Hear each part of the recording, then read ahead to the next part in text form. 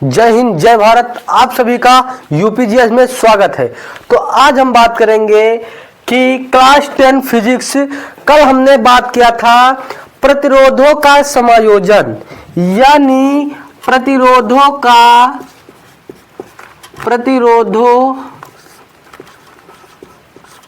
समायोजन। तो प्रतिरोधों का समायोजन कितने प्रकार से किया जाता है? तो आप याद रखिए, सर के कितने भाग होते हैं, यानी सिर के कितने भाग होते हैं? सिर के 3 भाग होते हैं। तो प्रतिरोधों का समायोजन कितने प्रकार से किया जा सकता है? तो 3 प्रकार से किया जा सकता है। सिर के कितने भाग होते हैं? 3 भाग। इसी प्रकार प्रतिरोधों का समायोजन 3 प्रकार से किया जा सकता है। पहला है श्रेणी क्रम, दूसरा है समांतर क्रम, तीसरा है मिश्रित क्रम। श्रेणी क्रम समायोजन, दूसरा है समांतर क्रम समायोजन, समांतर क्रम समायोजन, तीसरा है मिश्रित क्रम समायोजन। तो कल हमने बात किया था श्रेणी क्रम समायोजन के बारे में। कल हमने बात किया था श्रेणी क्रम समायोजन। तो आज बात करेंगे प्रतिरोधों का समायोजन किस क्रम में। पहला कल हो गया था श्रेणी में, दूसरा है समांतर। अगर आप क्लास 10 में हो तो आपको 2 प्रकार के समायोजन पढ़ना है, श्रेणी क्रम, दूसरा समांतर क्रम। तो चलिए अब हम बात करेंगे समांतर क्रम प्रतिरोध, यानी समांतर क्रम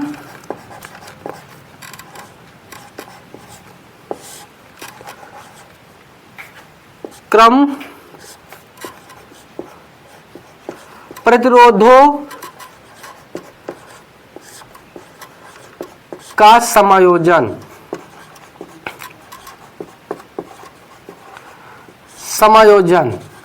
समांतर क्रम समायोजन का मतलब यह होता है कि प्रतिरोधों का समायोजन होता है, इसमें प्रतिरोध समान क्रम में जुड़े हो। एक प्रतिरोध, उसके बाद ये दूसरा प्रतिरोध, फिर ये तीसरा प्रतिरोध। ये देख लीजिए, बड़ा फिगर बनाएं।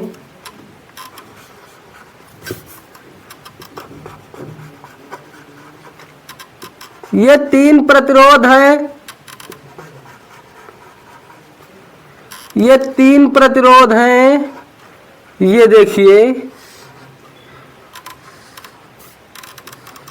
समांतर क्रम में प्रतिरोध समान हो, यानी तरा ऊपर प्रतिरोध समान लगे हो, और श्रेणी क्रम में कुछ इस प्रकार प्रतिरोध लगते हैं। श्रेणी क्रम में सीधे प्रतिरोध होते हैं, समांतर क्रम में समान होते हैं, यानी एक ही तरह, एक ही जो होता है ये डायग्राम एक ही जैसे लगे हो।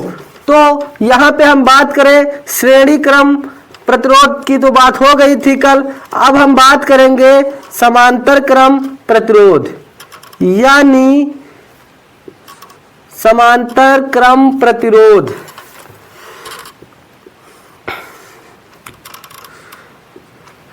यह एक बिंदु है, यह दूसरा बिंदु है। तो ये प्रतिरोध R1, ये R2, ये R3। अब इस प्रतिरोध को एक बैटरी से हम जोड़ देते हैं। चलिए, एक ये बिंदु हो गया और एक ये बिंदु हो गया, इसे हम एक बैटरी से जोड़ देते हैं।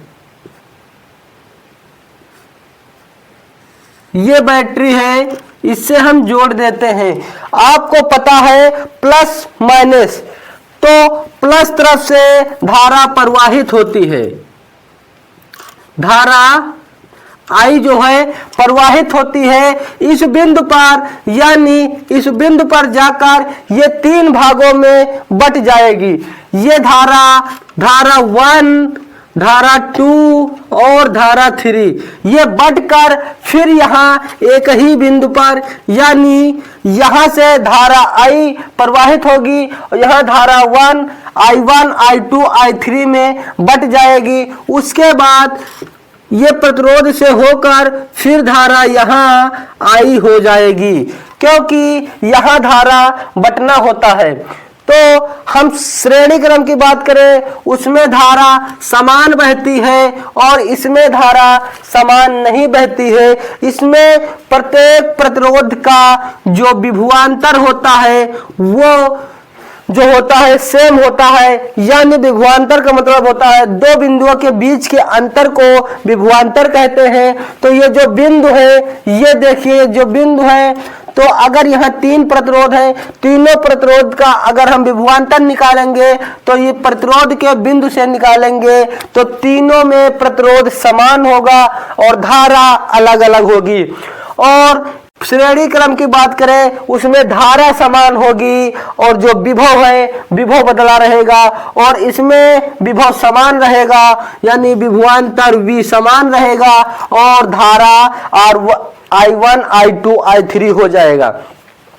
तो इसके बारे में चर्चा कर लेते हैं, डिफिनेशन क्या होती है। चलिए अब हम बात करें कि समांतर क्रम समायोजन। समांतर क्रम समायोजन में सभी प्रतिरोध पहले बिंदु से, यानी जो समांतर क्रम में प्रतिरोध होते हैं वो पहला सिरा पहले बिंदु से और दूसरा सिरा दूसरे बिंदु से। चलिए लिखिए,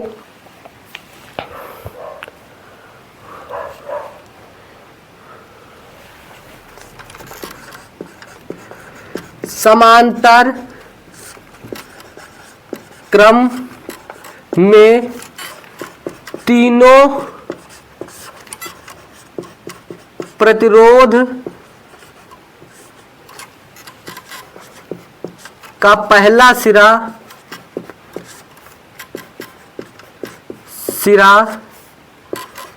पहले बिंदु, यानी समांतर क्रम में तीनों प्रतिरोध का जो पहला सिरा होता है ये पहले बिंदु से तथा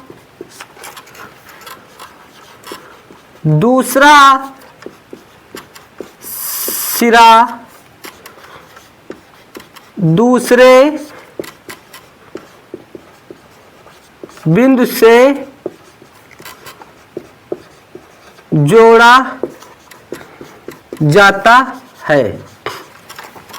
यानी जो 3 प्रतिरोध समान है, इसके जो पहले जो प्रतिरोध है वो तीनों प्रतिरोध का पहला सिरा एक बिंदु से और इधर तीनों प्रतिरोध का दूसरा सिरा एक बिंदु से, क्योंकि इसमें जब धारा प्रवाहित होगी तो धारा यहां से बट जाएगी, यानी धारा I1 I2 I3 हो जाएगी। तो अब हम बात करें कि इसमें जो है एक बिंदु से यानी प्रतिरोध का पहला सिरा एक बिंदु से और दूसरा सिरा दूसरे बिंदु से, उसके बाद इन सिरों को हम एक बैटरी से जोड़ देते हैं।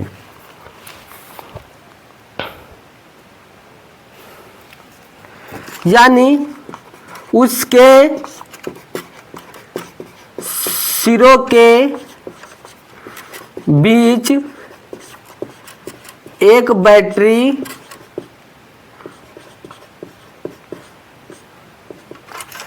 यानी उसके सिरों के बीच एक बैटरी लगा देते हैं, यानी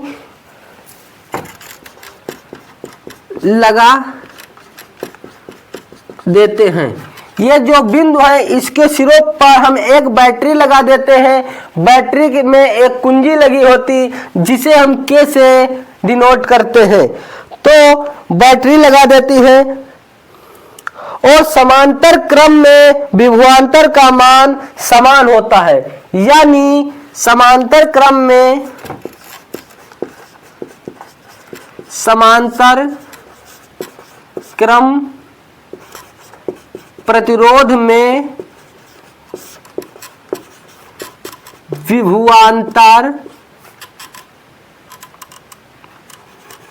विभवांतर का मान समान होता है। अब इसकी जो रचना है ये हमने कर दिया। मान लीजिए समांतर क्रम प्रतिरोध है ये देखिए, और तीनों प्रतिरोध का पहला सिरा, समांतर क्रम प्रतिरोध के तीनों प्रतिरोध का पहला सिरा एक बिंदु से तथा दूसरा सिरा दूसरे बिंदु से, उसके सिरों के बीच एक बैटरी जोड़ देते हैं।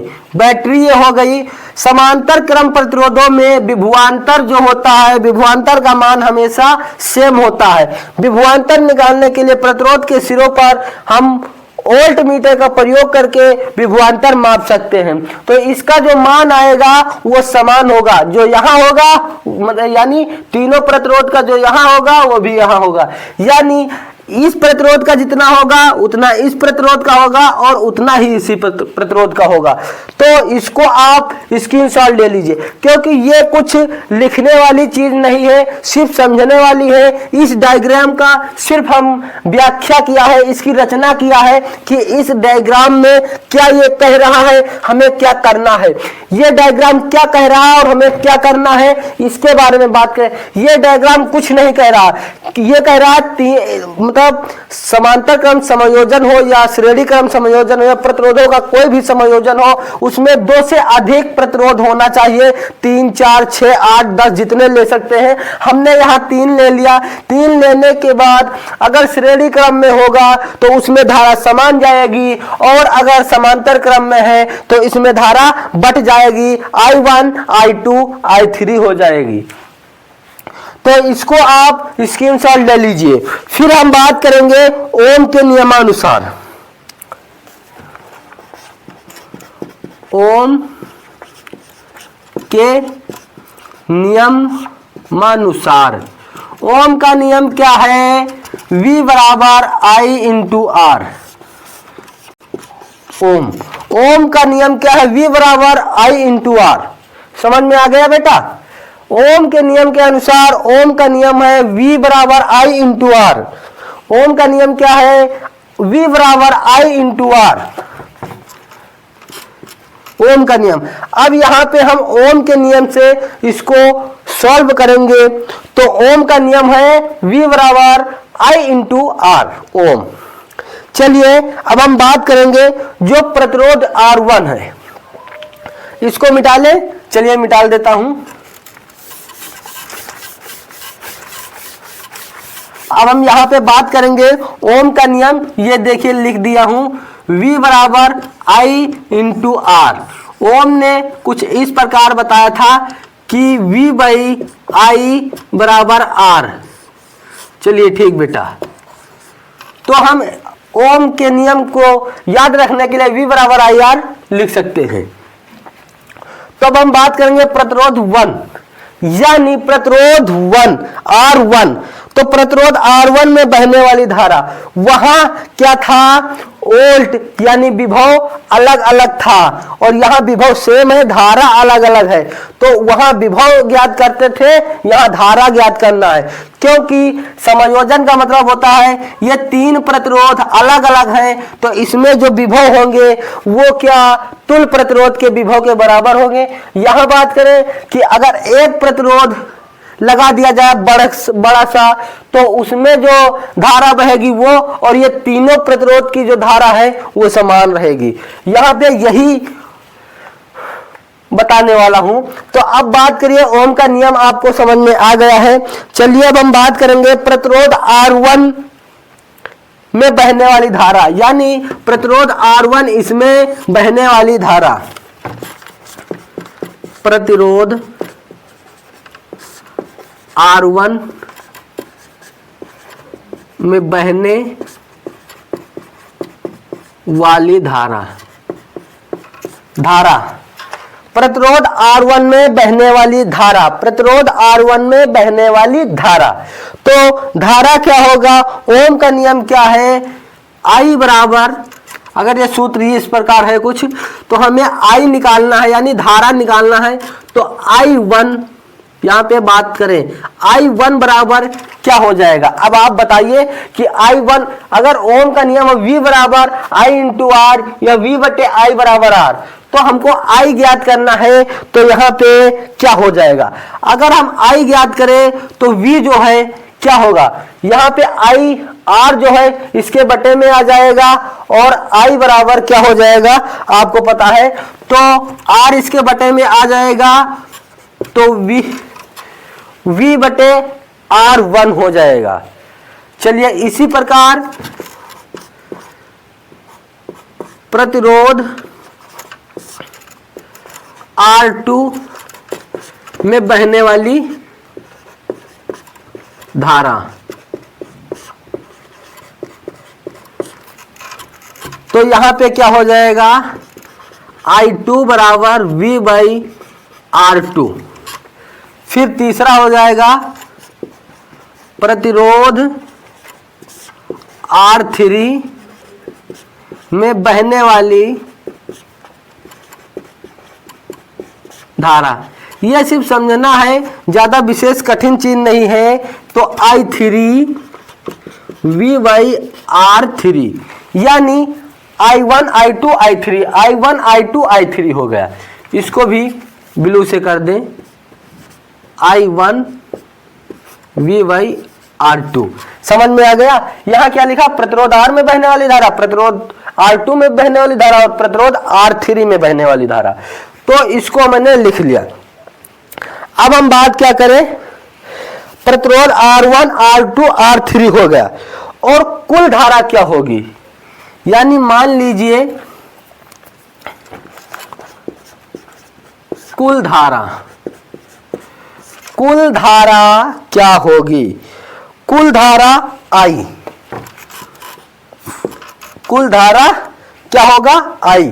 तो क्या हम I बराबर कुल धारा I है, तो I बराबर I1 plus I2 plus I3, कुछ हम लिख सकते हैं इस प्रकार I1 I2 I3। तो ये मान लीजिए I बराबर यानी कुल धारा बराबर I1 I2 I3। समझ में आ गया, यहां तक कुछ नहीं लिखना है, सिर्फ इसकी रचना करना है। उसके बाद आपको इसमें धारा निकालना, यानी यहां से धारा बट गई तो अब ये निकालना पड़ेगा। इसका मतलब कि जो अलग अलग धारा बटी है क्या इस धारा के समान होगी, बराबर होगी।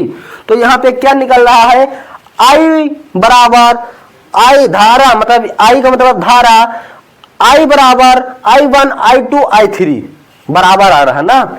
अब चलिए हम बात करें, इसको हल करें कि I बराबर क्या होता है। तो I बराबर V बाई R2 ओम। ओम का नियम क्या है, V बराबर I इंटू R। समझ में आ गया बेटा। ओम के नियम के अनुसार ओम का नियम है V बराबर I इंटू R। ओम का नियम क्या है, V बराबर I इंटू R, ओम का नियम। अब यहां पे हम ओम के नियम से इसको सॉल्व करेंगे, तो ओम का नियम है V बराबर I इंटू R ओम। चलिए अब हम बात करेंगे जो प्रतिरोध R1 है, इसको मिटा लें। चलिए मिटाल देता हूं। अब हम यहां पे बात करेंगे ओम का नियम, ये देखिए लिख दिया हूं, V बराबर I इंटू R। ओम ने कुछ इस प्रकार बताया था कि V बाई I बराबर R। चलिए ठीक बेटा, तो हम ओम के नियम को याद रखने के लिए V बराबर I R लिख सकते हैं। तो अब हम बात करेंगे प्रतिरोध 1, यानी प्रतिरोध 1 R1। तो प्रतिरोध R1 में बहने वाली धारा, वहां क्या था, वोल्ट यानी विभव अलग अलग था और यहाँ विभव सेम है, धारा अलग अलग है।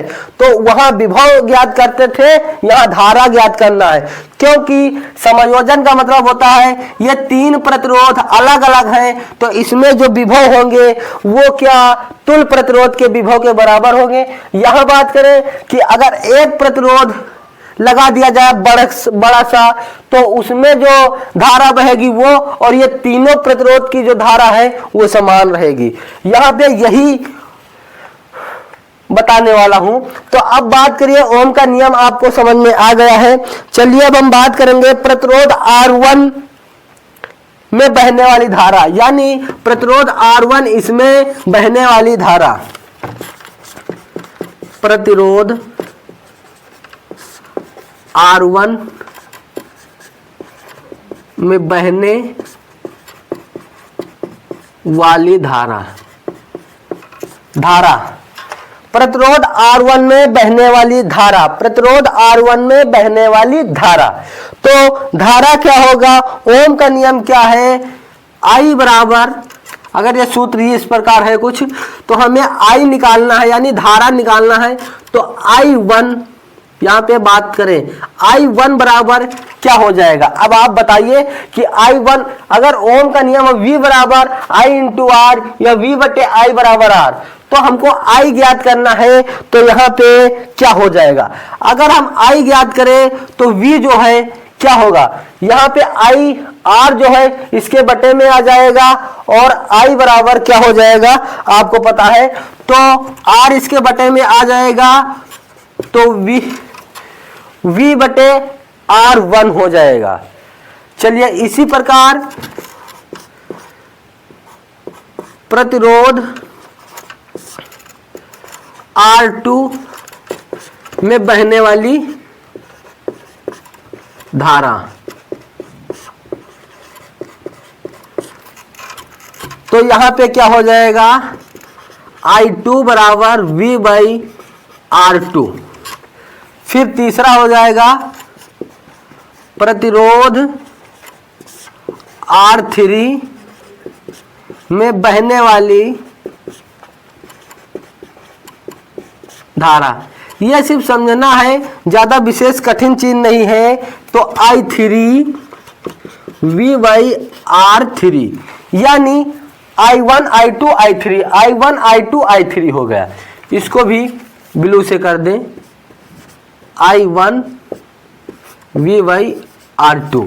समझ में आ गया। यहां क्या लिखा, प्रतिरोध R में बहने वाली धारा, प्रतिरोध R2 में बहने वाली धारा और प्रतिरोध R3 में बहने वाली धारा।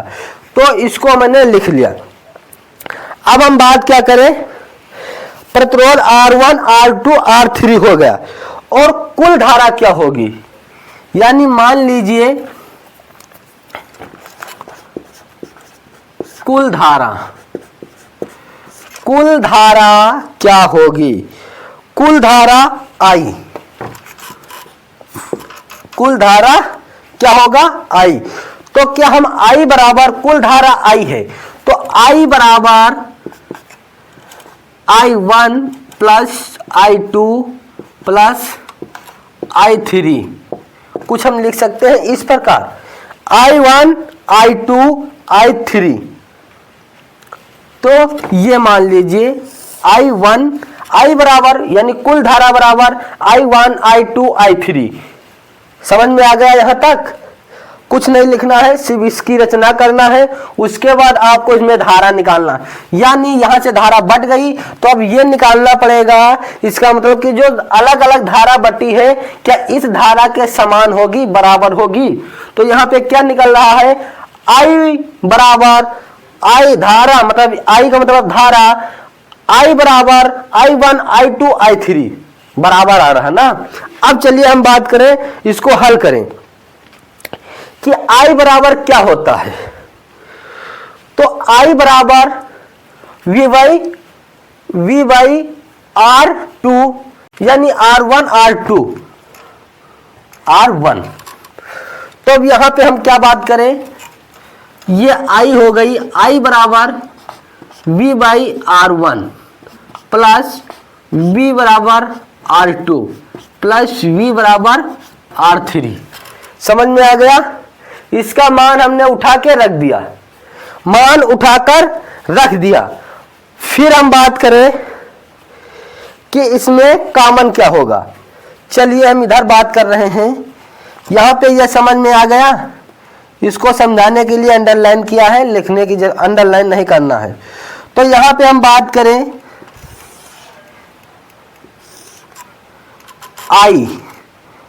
I बराबर V कॉमन ले लिया, और 1 by R1 plus 1/R2 plus 1 बराबर R3 ब्रैकेट बंद। ये आपके समझ में आ गया है। यदि तीनों प्रतिरोध का तुल्य प्रतिरोध R हो तब ओम का नियम। यानी अगर तीनों प्रतिरोध का तुल्य प्रतिरोध R हो तब, तो इसको मान लीजिए समीकरण 1। अगर बात करें तीनों प्रतिरोध का तुल्य प्रतिरोध स्मॉल कैपिटल R हो तब, ये जो प्रतिरोध है इसका अगर प्रतिरोध जो है तुल्य प्रतिरोध कैपिटल R हो तब क्या होगा, लिख लीजिए कि यदि तीनों प्रतिरोध का तुल्य प्रतिरोध R हो तब ओम के नियम अनुसार, यानी ओम के नियमानुसार, ओम के नियमानुसार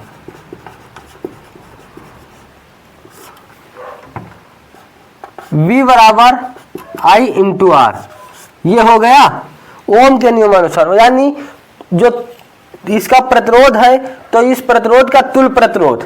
तब अब हम बात करें कि I बराबर, यहां पे ये लिख सकते हैं ओम का नियम, I बराबर V बाई R। समझ में आ गया।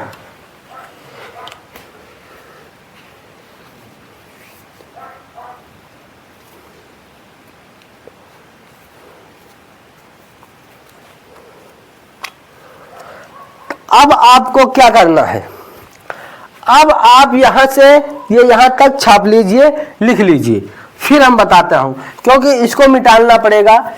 प्रतिरोध R1 R2 R3, फिर इसका जो है I बराबर I1 I2 I3, कुल धारा I हो गई। इसका हमने मान रख दिया। मान रखने के बाद V को कॉमन ले लिया, I बराबर V, फिर इसको ब्रैकेट में R1 1/R1 plus 1/R2 plus 1/R3। फिर ओम के नियमानुसार अगर यहां पे भी बात करें कि जो प्रतिरोध होता है इसका तुल्य प्रतिरोध स्मॉल R हो, कैपिटल R होगा, तो ये देखिए R1 प्लस R2 ये हमने पहले बता दिया था। तो अब इसके बाद हमको क्या करना है, ओम का नियम है, ये देखिए। तो ओम का नियम क्या है, ये है। तो यहां पे I बराबर हम क्या लिख सकते हैं, I बराबर V/R। I के स्थान पे हम ये लिख सकते हैं, I के स्थान पे ये लिख सकते हैं, ये देखिए। तो ये सूत्र क्या है, I बराबर V/1 plus R2 plus R3, ये हो गया। अब हम ओम का नियम यहां चालू करेंगे, ये हटा दीजिए ना, आपको समझ में नहीं आएगा। ये देखिए इससे, तो V बराबर I बराबर V/R हो गया, बराबर V हो गया, और 1 plus R2 plus R3 bracket बंद। अब अगर हम इसको इस पर लाएंगे तो ये बटे में हो जाएगा, तो आप इसको और इसको काट सकते हैं। तो अब क्या हो जाएगा, 1/R, क्योंकि 1 आएगा, 1/R। और यहां पे भी, सॉरी इधर लिख रहा हूं, इसको काट दिए। काटने के बाद आपको 1/R बराबर 1/R1 plus 1/R2 plus 1/R3, ये समझ में आ गया ओम। यहां आप समझ लीजिए जरा, I बराबर V, फिर 1/R1 plus 1/R2 plus 1/R3, ओम का नियम यहां लगाएंगे I के। तो I बराबर V/R, ये देखिए यहां समझ लीजिए, समझाया हूं। और इसको I का मान ये रख दिए, तो V से V कट जाएगा, 1/R 1/R1 plus 1/R2 plus 1/R3 हो गया। समझ में आ गया। इसको आप समीकरण 1 माने हैं और इसको समीकरण 2 मानेंगे, तो समीकरण 1 और 2 से क्या निकल के आ रहा, ये देखिए, ये आ रहा। अब इसके हम बात करें, इस पर आपको क्या लिखना चाहिए, क्या करना चाहिए, तो लिखे समांतर क्रम में लगे प्रतिरोध, यानी समांतर क्रम में लगे प्रतिरोध और तुल्य प्रतिरोधों का, यानी समांतर क्रम में लगे प्रतिरोध तुल्य प्रतिरोधों के व्युत्क्रम, यानी व्युत्क्रम, यानी समांतर क्रम में लगे कुल प्रतिरोध का तुल्य प्रतिरोध व्युत्क्रम तथा उनके अलग अलग प्रतिरोधों के व्युत्क्रम के योग के बराबर होता है। यानी समांतर क्रम में लगे प्रतिरोध उनके तुल्य प्रतिरोध के व्युत्क्रम और अलग अलग लगे प्रतिरोधों के व्युत्क्रम के योग के बराबर होता है। तो आपका जो आंसर होगा ये निकल के ये आ रहा है, समझ लीजिए। यहां से इसके पहले आपको कुछ नहीं करना है, इसकी इस डायग्राम की चर्चा करना है। चर्चा करने के बाद धारा 1 I2 I1 I2 I3, फिर इसको बाद ये हल करना है। हल करने में कुछ नहीं है ज्यादा, ये समझ लीजिए सिर्फ इतने ही स्टेम में है, 1 2 3 स्टेम में। अगर ये निकल के आए फिर आपको आई का मान रख देना है। आई बराबर क्या हो जाएगा, अगर आई को हम इधर यार आई निकालना है तो आई इधर आ जाएगी और V बटे R हो जाएगा। वही है, ये सब रखा गया है, सिर्फ इसमें यही रखा गया है, लास्ट में ये निकल के आता है। और इसके बाद आपको लिखना है, तो लिख लीजिए क्या लिखना है कि समांतर क्रम में लगे हुए प्रतिरोध, यानी समांतर क्रम में लगे हुए प्रतिरोध लिखिए, समांतर क्रम में लगे हुए प्रतिरोध प्रतिरोधों के तुल्य प्रतिरोध, यानी समांतर क्रम में लगे हुए प्रतिरोध और प्रतिरोधों के तुल्य प्रतिरोध के व्युत्क्रम अनुपात, यानी नहीं सॉरी, समांतर क्रम में लगे हुए प्रतिरोध तुल्य प्रतिरोध के व्युत्क्रम तथा उनके अलग अलग प्रतिरोधों के व्युत्क्रम के योग के बराबर होता है। आपको यहां यही लिखना है। तो ये अगर लिखना हो तो लिख लीजिए तो ज्यादा सही रहेगा। जो बोले हैं लिखिए कि समांतर क्रम में, कॉपी ले लीजिए और लिखिए कि समांतर क्रम में लगे हुए प्रतिरोध, समांतर क्रम में लगे हुए प्रतिरोध का तुल्य प्रतिरोध, समांतर क्रम में लगे हुए प्रतिरोधों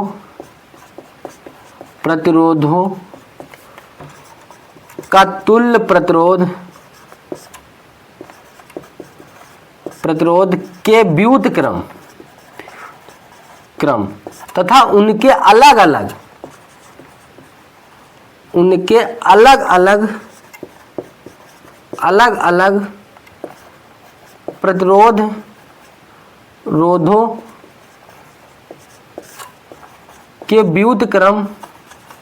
के व्युत्क्रम के योग के बराबर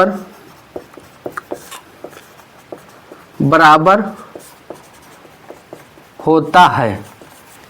यानी आपको निकालना प्रतिरोध ही है, बस उसमें विभव के थ्रू और यहाँ धारा के थ्रू, और निकल के आएगा समांतर क्रम में लगे हुए प्रतिरोध का तुल्य प्रतिरोध व्युत्क्रम, जो तुल्य प्रतिरोध होता है वो व्युत्क्रम तथा उनके अलग अलग प्रतिरोधों के व्युत्क्रम के योग के बराबर होता है। चलिए तब तक के लिए बाय, नमस्ते दोस्तों। फिर अब अगली वीडियो लेकर आऊंगा उष्मीय प्रभाव, यानी वैद्युत धारा का उष्मीय प्रभाव, वैद्युत धारा का उष्मीय प्रभाव यानी तापीय प्रभाव। अब तापीय प्रभाव कब होता है, कैसे होता है, जब आप किसी बल्ब में लगातार करंट फ्लो करोगे तो उसमें कुछ ऊर्जा की हानि होती है, इलेक्ट्रॉनों की हानि होती है, वो जो है गर्म हो जाता है, उससे जो है ऊष्मा निकलने लगता है, उससे हम वैद्युत धारा का उष्मीय प्रभाव या तापीय प्रभाव कहते हैं। तो अब हम बात करेंगे अगले वीडियो में तापीय प्रभाव यानी वैद्युत धारा का तापीय प्रभाव।